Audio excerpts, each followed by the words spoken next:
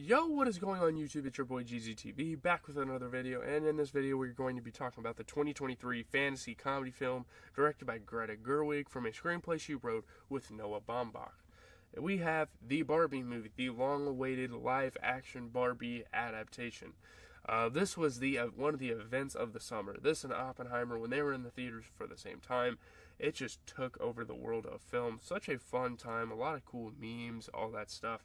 But yeah, I finally got around to watching it. It came out on streaming on HBO Max. You know, I'm not a huge theater guy. I watched a couple of movies in the theater this year, or last year technically.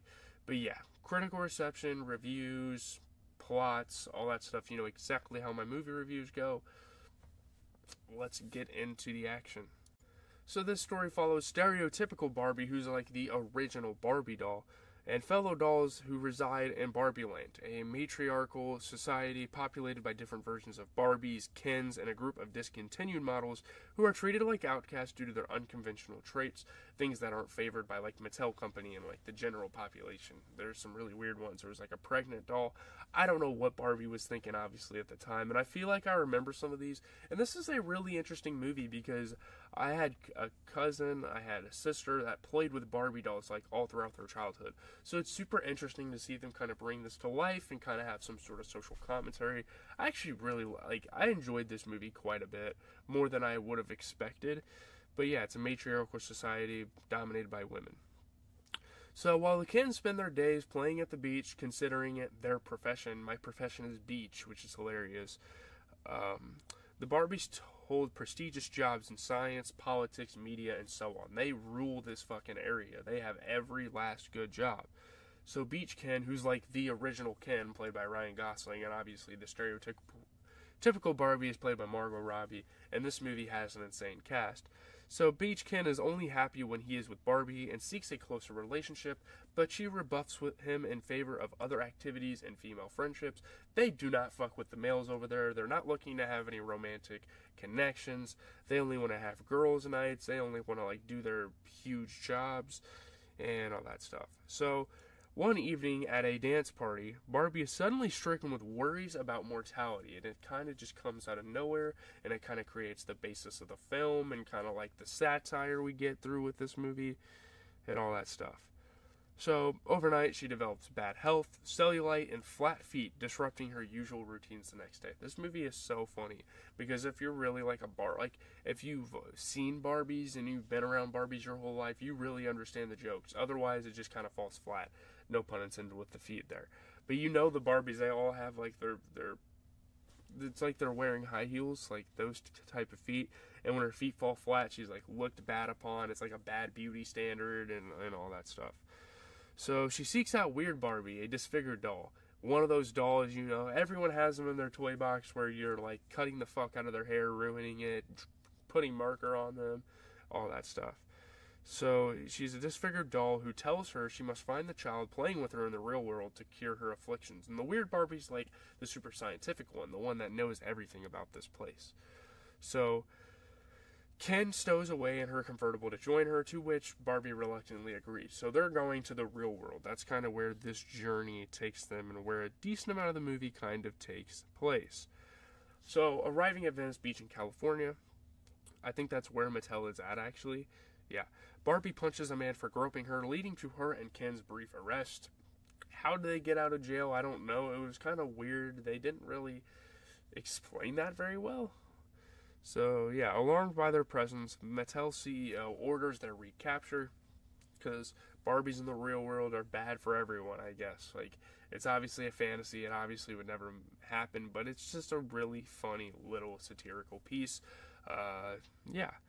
So, Barbie tracks down her owner, a teenage girl named Sasha, who criticizes her for encouraging unrealistic beauty standards, which was kind of like the forefront for Barbie, and obviously one of the main criticisms for the company, for Mattel in making Barbie, which is why they included it in the movie, you know. It's really interesting. It's a very self-aware film. I don't know. So distraught, Barbie discovers that Gloria, a Mattel employee and Sasha's mother, inadvertently caused her existential crisis after Gloria began playing with Sasha's old Barbie toys in a similar state. You know, thinking about death. Obviously, she's kind of getting into her like 40s and 30s and 40s and all that stuff. And once you get to that age, you're kind of having those ideas, and like you start to develop cellulite and you start to age a little bit more. So you start to get insecure about yourself and start to have these thoughts. And this is like a very real thing. So it's really interesting how the movie kind of touched base on that and connected it to a Barbie doll. I think this is a pretty brilliant film, honestly. So, Mattel attempts to put Barbie in a toy box for remanufacturing, but she escapes with Gloria and Sasha's help, and the three travel to Barbie Land with Mattel executives in pursuit. When they went to Barbie Land, that's when I knew this movie would get good and would get really fun. So, yeah. So, meanwhile, Ken learns about patriarchy and like being a man and all the manly things of the real world and wants to bring it back to Barbie Land. And he feels respected for the first time. Like, obviously, they were super duper neglected when they were in Barbie Land. None of the females, or none of the Barbies, gave a shit about the Kens, you know?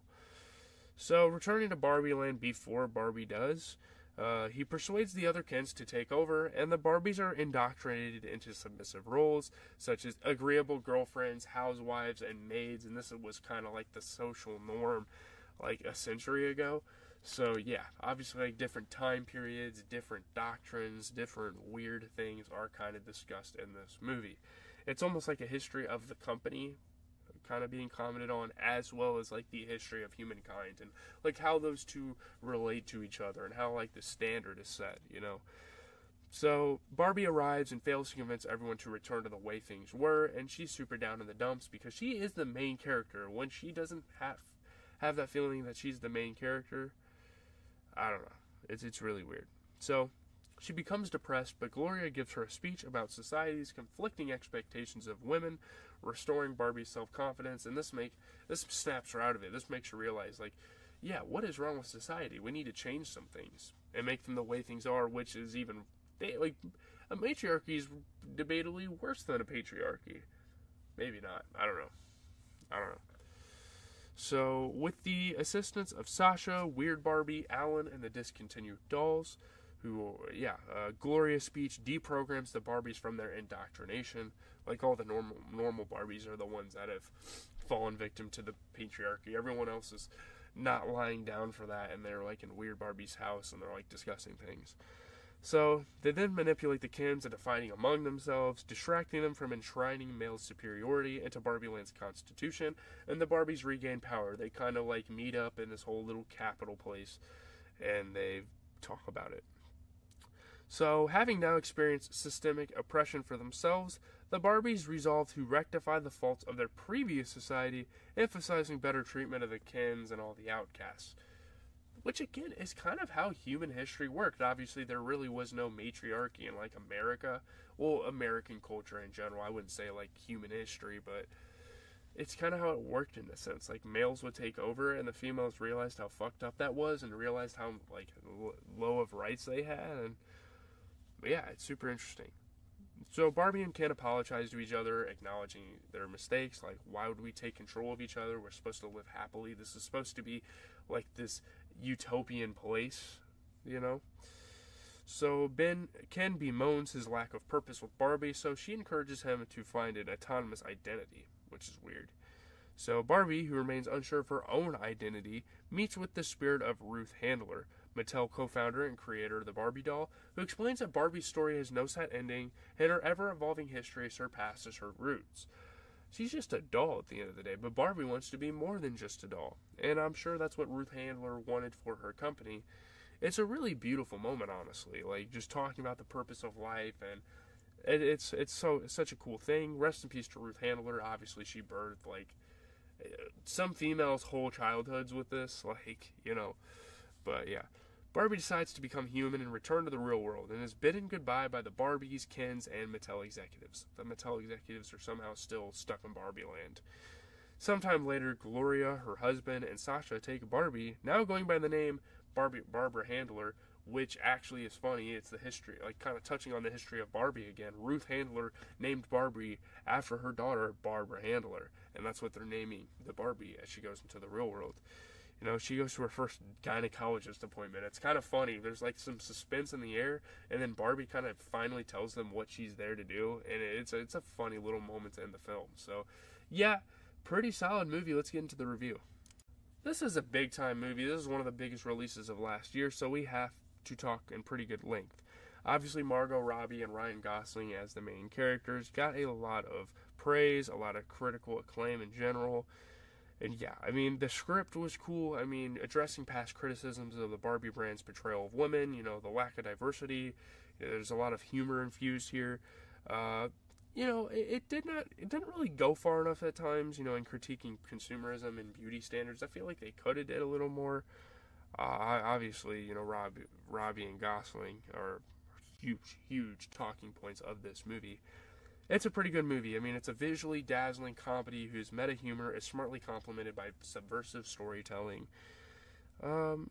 It's solid, man. That's all I'm gonna say. It's actually like a really good movie. Like, people will talk shit on it because it's kind of cringy at times and it has a lot of kind of dad jokes and weird humor. But yeah, you're gonna find new humor every time you watch this movie, though, and I feel like that's one of the things about it. So this is a lovely, eccentrically imaginative example of brand extension and raw, untrammeled commercialism. The production design was amazing. This movie, aesthetic-wise, looked really good. The crucial partnership here is the one between director and performer Gerwig and Robbie.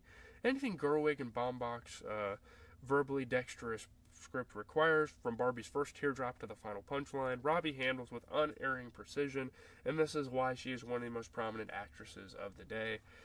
You know, it's brilliant, beautiful, super fun movie. It's a super fun movie to watch. You know, the giddily stylized vision of a doll coming to life makes a serious case for the art of adapting even the most sanitized IP. A lot of interesting stuff here. Let's see, what else is there to say? You know, the free and wild direction was great. You know, the profuse and exquisite visual aesthetics were great. It's easily the comedy of the year, I think. I don't think I've heard of or seen another comedy movie like this.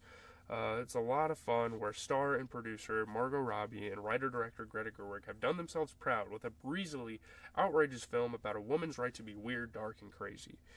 You know, the film manages to overcome cumbersome plotting and feminist pieties to provide a delightful spectacle of funny moments that add up to something pretty good. It's a beamingly affectionate, deliriously pink-themed, but perhaps a giant 2-hour commercial for a product. Really. I mean, and, you know, Gosling was a scene stealer, being given all the best lines. He was great. All the jokes, funny stuff. Perhaps the most impactful moment is one in which Barbie is calmly eviscerated by a teenage girl who dubs her a fascist. How did the Barbies even know what that means?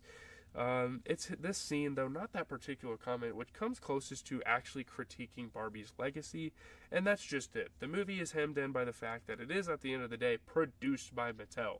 You watch the credits, the pre-credits of the movie, and you see it was made by Mattel, which is funny. The film's a tricky balancing act of corporate fealty and subversion. You know, obviously Gerwig's direction was great. The set design, the costumes, the soundtrack, the lead performances were great. I mean, it was the muddled politics and flat emotional landing was a bit weird. It didn't seem super emotional. I mean, obviously the scene with, like, Handler was really good. The actress for Handler, it wasn't actually Handler. She died, unfortunately. But, the humor is great. I mean, it gives permission to challenge what Barbie represents. Gosling's physical performance was awesome. I mean, the film is an intellectual experience, not an emotional one, grounded largely in audience nostalgia. That's why people watched it, because they used to play with Barbie dolls back in the day, really. Yeah, the lead performances. I mean, yeah, Margot Robbie. She's capable of heartbreaking earnestness as humor, and who sometimes effortlessly achieved both at once. The themes of the film, I mean, it doesn't ultimately want to do much more than talk itself in circles about these themes. Robbie was buoyant, charming, great performance. Gosling had a go-for-broke effort.